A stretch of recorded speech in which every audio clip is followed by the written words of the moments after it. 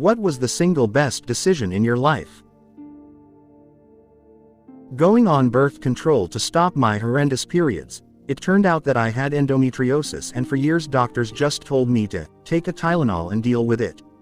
I haven't had a period in 6 years, and I'm not anemic or severely underweight anymore.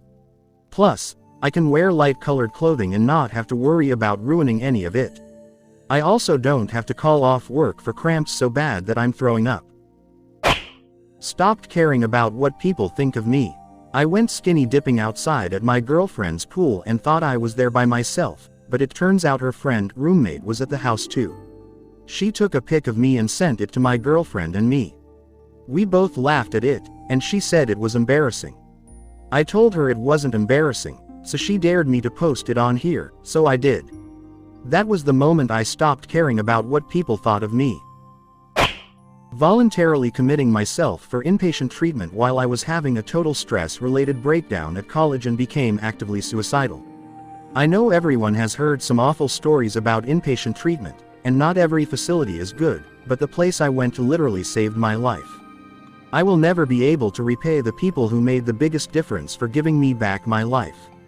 I'm almost 10 years free of self-harm. I still wrestle with my depression, but I was first diagnosed with depression at 9 years old. I've come to realize I need to embrace the parts of me that are hurting and try to listen to them instead of just working to silence them. Take your meds, go to therapy, you're worth the effort. You can do this too. My mom was diagnosed with pancreatic cancer while I was in the midst of the busiest time of my career, working for a company that demanded long hours and had peak 2010s, hustle culture, vibes. From the moment of her diagnosis, I immediately told my company they were taking the backseat and her health and spending time with her was my only priority, and I wouldn't waver on it. What followed was a heartbreaking, frustrating, and upsetting time where her health rapidly deteriorated, but the time allowed her and me to have conversations and moments that are among the most beautiful moments of my life. I helped her through anguishing pain and reciprocated a small amount of the love and sacrifice she gave to me when she was a single mother raising me. In the end, my employer was fine. My job was safe. My career endured. My mom passed away 8 weeks after we learned about that stupid disease. The only solace was that I decided to spend as much time as possible with her. Sold my business, packed up my young family, and moved across the country for a job. Away from any friends and family, it was a tough 4 years, but it was in a very specific industry. The only person doing it in my home city had been there for about 25 years and was bound to retire eventually. The exact experience I gained made me a shoo-in for a job that almost 1,000 people applied for. I got my dream job and moved back home. The kids were still young enough to not have long-term friends away, so all in all, it wasn't a big hardship on the family. Going to school for what I'm naturally good at, writing, despite so many people telling me an English degree is a waste of time. Most of the people who told me that are either in healthcare or have no degree. I have a learning disability, and my special interest is writing, so school takes me twice as long as the normal person, but it's really lit a spark within me and inspired me. I felt like I was fading away as a creative individual before going back, and I even get to go for free now. I tried so many degrees before and failed, and I'm just so happy to be following my heart. Choosing to be a biblical Christian. Not like any denominational church with their own creeds and biases. Living as a Christian by the Bible is an extremely unproblematic lifestyle, where you can be a positive, forgiving, and loving person to everyone. Unfortunately, there are a lot of people who ruin the reputation of Christ by choosing to be hateful online and letting their personal and political beliefs poison the purity of the church, but actually living by the Bible is the best way to live life, at least in my experience. Changing my major to a more difficult one, construction management, to chemistry, and took the initiative to join a research group and become published. This has allowed me to go to grad school and obtain the start of an amazing career path. I always look back at that decision and wonder what direction my life would have taken. Difficult, as in, for what my specific school was offering. I'm sure it can be challenging and have opportunities to build your resume, but my school did not offer such opportunities with that major. Going on a date with the man who became my husband. My life is so much better because he's in it. I grew up in abuse. He was the first person to love me unconditionally for who I am. We met when I was 16 and he was 18. I am so grateful because we are soulmates. We have been through so much, including the loss of a child. We have a beautiful family and a beautiful life. He supported me when I went no contact with my family. I couldn't have done it without him. We are a team. He has helped me become a stronger person by loving me and encouraging me to do what I need to be happy. He's not perfect. He drives me crazy sometimes, and I drive him crazy sometimes. That's life. But he is also my best friend, favorite person, and the love of my life.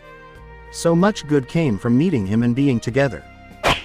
One day when I was 14, I checked the mail when I got home from school. My mom had a habit of throwing away anything addressed to me and saying it was junk mail. But this day I got to the mail first and found a flyer for a summer camp free at a local college. I never would have known about it otherwise. At that camp, I learned about a public school that was residential and free for math and science-focused students. The Catholic school I was attending at the time worked hard to keep students from finding out about this place. I found out about the school with only a few months to spare in order to submit my application. And I got in. That school changed my life. It got me out of a deeply toxic household, connected me with treatment for my depression, and set me up for college in a way I never otherwise could have accessed. I was a first-generation college student, but that school connected me to scholarships, introduced me to faculty, and gave me lab work skills all before I graduated high school. I went to undergrad and grad school on a full ride, and I'm a college professor now. And I never would have gone down this path at all, but for checking the mail that day. I became good friends with a coworker, but since I was married and she was in a long-term relationship, we had no interest in each other romantically. At some point, though, she and her boyfriend had broken up, and my wife had asked me for a divorce. Nothing that either of us had done wrong, it just wasn't working out for us. I tried to ask this coworker on a date, but she was fed up with the dating scene. When she did start dating again, she would be looking for a husband and father. I had no interest in kids, and I really wasn't looking for a serious relationship. However, I thought this girl might be the one, and I wasn't sure if we'd ever both be single at the same time again. I thought about what she said and decided it was still worth a shot. We have been married now for over 12 years, and we have a beautiful little girl who will be turning 11 next month. I have never felt so comfortable and at peace. It was kind of a cluster of things that all came out of not giving a shit what other people think, do, say, or tell me anymore. And that doesn't mean not caring about people or having empathy. It was about not tolerating other people who don't know how to take responsibility for their own problems and not taking their shit. I got so sick of it I started setting boundaries. I started telling people at work, home, friends, lovers, everyone when it became warranted. Long story short, you don't get to talk to me that way, and then enforcing it. I stopped hiding who I really am. I started telling lovers what I wanted in bed. I hired an attorney and told my landlord to get bent and twisted their arm out of my shitty lease. I bought a house and I basically told my lenders, credit agencies, or insurance companies that didn't work fast enough or pay enough attention to what I needed that they could simply close my accounts, and I moved on. I started kicking people out of my house who swear or name call at me. I got a restraining order against an ex who is nothing but a common criminal. And I let myself accept that he's just a common criminal who adds no value to my life, and painfully, slowly, and surely, I moved on. I started seeing whoever I want and treating them like a gracious host and keeping people around only when they are respectful and we enjoy each other's company. I learned to walk away from negative people without too much thought and no worry at all, and let them wonder. I don't need to justify myself. I stopped asking permission to exist, think, and speak, and started being willing to ask forgiveness instead. I started telling people who had any opinion about my body, hair, or clothes, to get out of my way because I didn't ask. I cut my brother and my dad out of my life because they're both abusive. They call my mom a manipulative bitch because neither of them can claim responsibility for their own bad behavior or understand that their boundaries are theirs alone to enforce. And they both insulted how fat I got during the pandemic, even though ironically I still am and always was, the most muscular and athletic one of our immediate family. And I let them think I'm just an asshole. You know, let them. Why do I care what someone like that thinks? Why do I need someone like that in my life? And I really stopped caring whether people see me as attractive or not, about whether I need to try so hard to stay fit, and wear pajamas wherever I want whenever I want, or conversely I dress up to feel good when I want to. So the best decision I ever made was to not give a shit what people think, do, say, or tell me anymore. Unless they're a good person who adds value to my life, and then it's still my choice to decide what's important to me and how to respond, and how much of other people's ideas I really need to let in. I was in a really lonely place in my life 12 years ago. I took a week off work for my 21st birthday. I had lost touch with all of my friends. I was in a very difficult relationship with a controlling boyfriend who spent more time at the bar than with me. I downloaded a chatroom app, just to have some conversation with strangers.